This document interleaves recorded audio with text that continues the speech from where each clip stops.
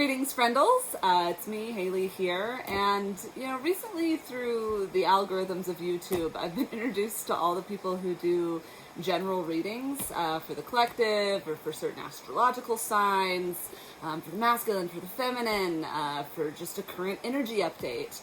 And I've really enjoyed these. I've also been curious as to how they work. I've been reading tarot for about since 2012, so 13 years now.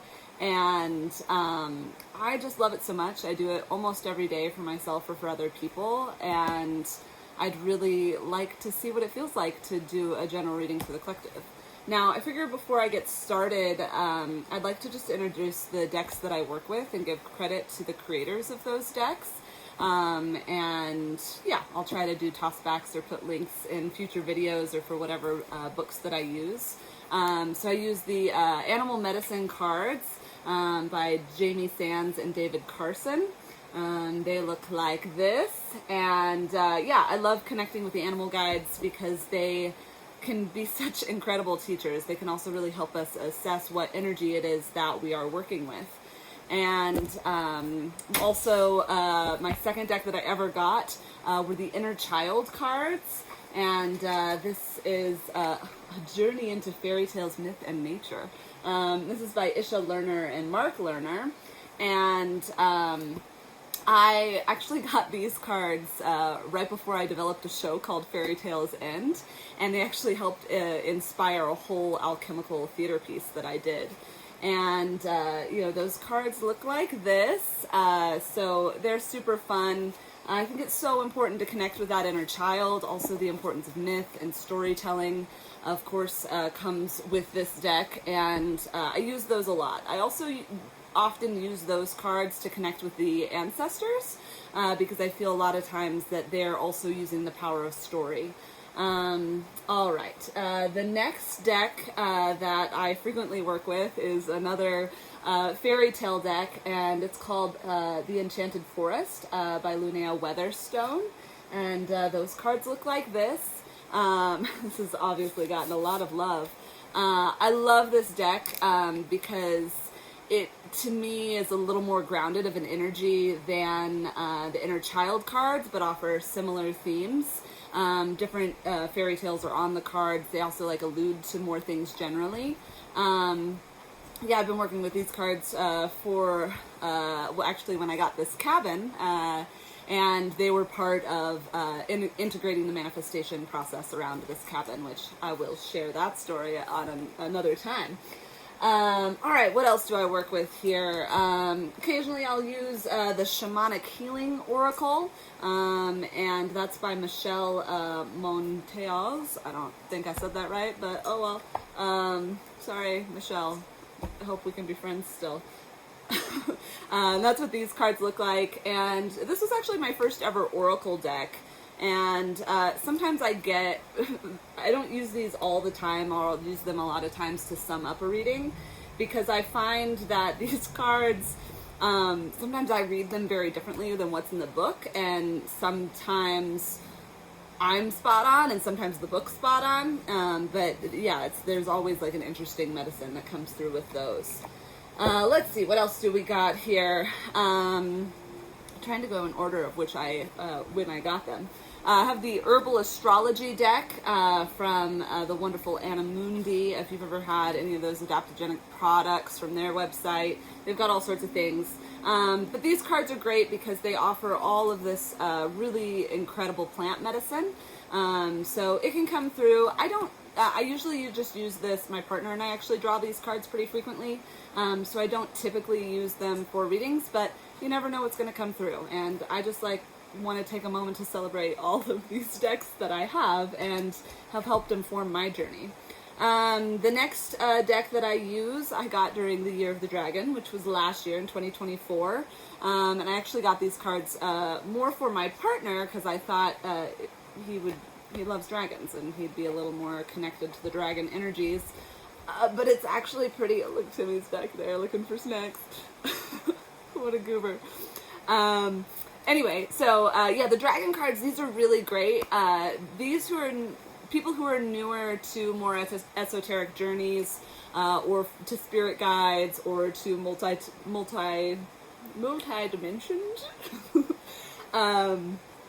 can maybe have a harder time connecting with these, because they go through several things. But also, you know, to go with our fairy tale theme, like, I think we could all use a little more dragon energy, and who doesn't, you know, How to Teach a Dragon, that movie's going to come out, the live action version of it, so I think dragons are with us strong, so I like to check in with these, similar to spirit animals, but a little more in the celestial realms, I find. These cards are super great. I use these maybe like once a week, because the energies of them can be really strong, so I don't use those daily. Let's see. I have two more decks here. I've got the Beyond Lumeria Oracle cards, and these are by Izzy Ivy.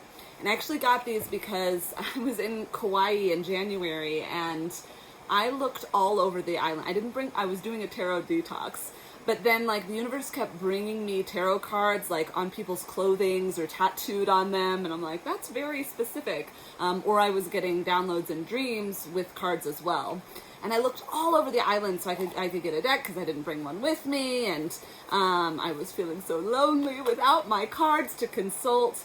And I just kept visualizing, because obviously Kauai is very strong with the Lumerian energies, and I just kept visualizing this deck, basically. There are no cards that I found anywhere on Kauai. It's like, if anybody needs to open up a business, move to Kauai, start a tarot shop. They've got some crystal shops, but I could not find cards anywhere. The only place I saw cards was at the weekly ecstatic dances, which are so awesome. Highly recommend if you're in Kauai, and they're on Sundays, and sometimes I think on Wednesdays.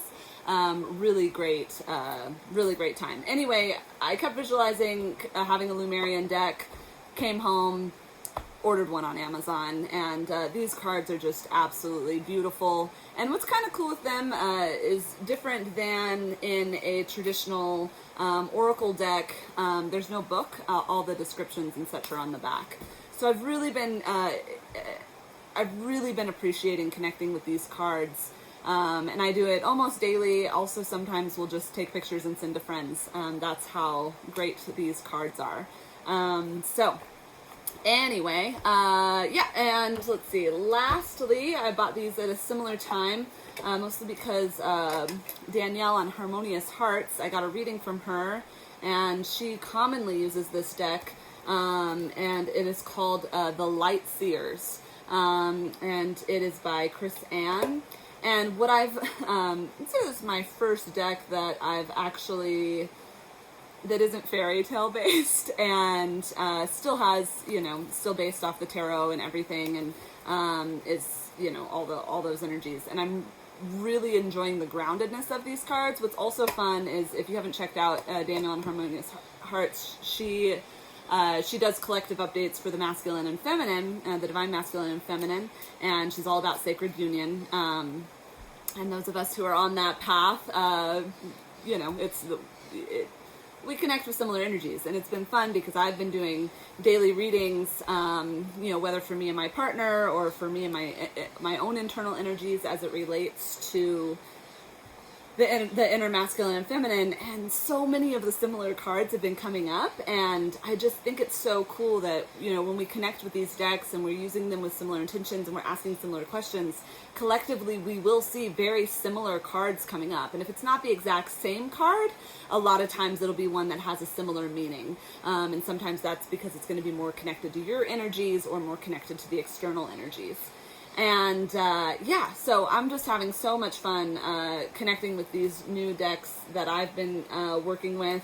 And then I have a friend who I don't know that I'll ever use these because they are so theatrical, but they are the Mystical Kipper. And Kipper cards they're different than the tarot, and they kind of have archetypes on them, as well as like basic scenarios, and I find they're very earthly, but they're also very theatrical. And of course, as a sacred clown and storyteller and heart-centered comedian and all of that, what I often find with those cards is that I might get a little lost into the story in a way that I haven't figured out yet. So maybe you'll be with me as I figure out those journeys, or maybe we'll never use those cards again. So I'm going to leave this video at that, and there's going to be a part 2 where I actually do a reading now that I've introduced you to all the cards that I use and why they're important. And I'm so excited. I'm excited to be going on this journey with you. I'm excited to be sharing my process as I uncover and drop into these new energies. And to be honest, guys, I'm just so super stoked right now. When I was in Kauai, I had this incredible experience where I was in community with people who were doing similar things that I do alone in my cabin in Southern California. And I was just like, man, I want to connect more with people all the time doing this. And I'm thinking about a move to Kauai, which it could be really incredible. But I also think that connecting more broadly than just with my personal friend community and whom I do readings for, that doing this more externally is going to be super sacred and beneficial for all of us. And we'll get other healers on here too, so you don't just get my vibes all the time, but for now it's just me. So videos of love and love. Bye.